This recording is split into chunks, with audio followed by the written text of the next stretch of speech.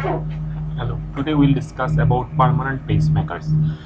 Permanent pacemakers are small, flat metal devices that are implanted under the skin, usually in the pectoral area. They contain a battery, a pulse generator, and programmable electronics that allow adjustment of pacing and memory functions.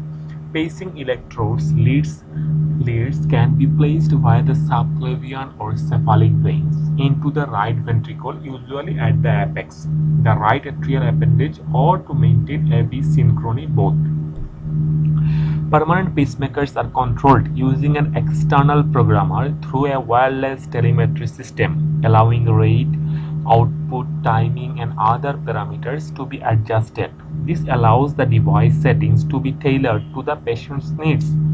Aside from their therapeutic role, pacemakers store useful diagnostic data about the patient's heart rate, trends, and the occurrence of tachyarrhythmias such as VT.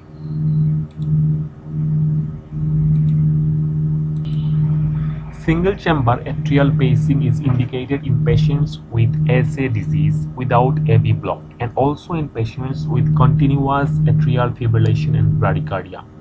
Here the pacemaker acts as an external sinus node. Dual-chamber pacing is most often used in patients with second or third degree AV block.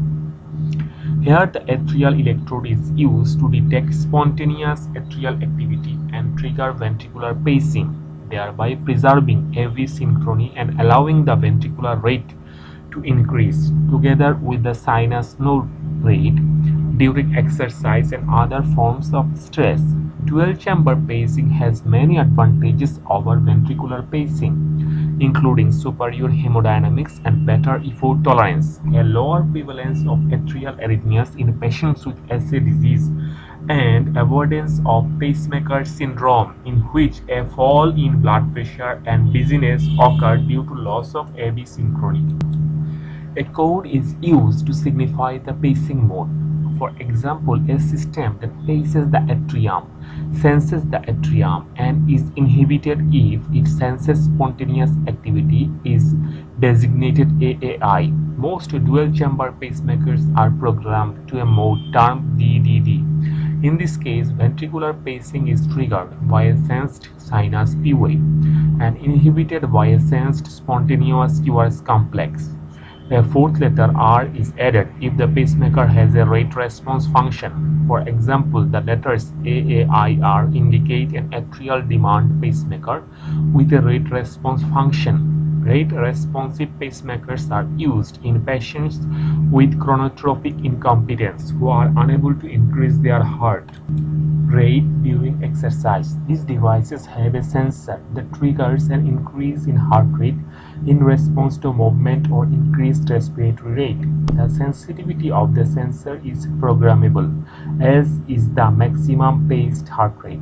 Early complications of permanent pacing include pneumothorax, cardiac tamponade, infection, lead displacement.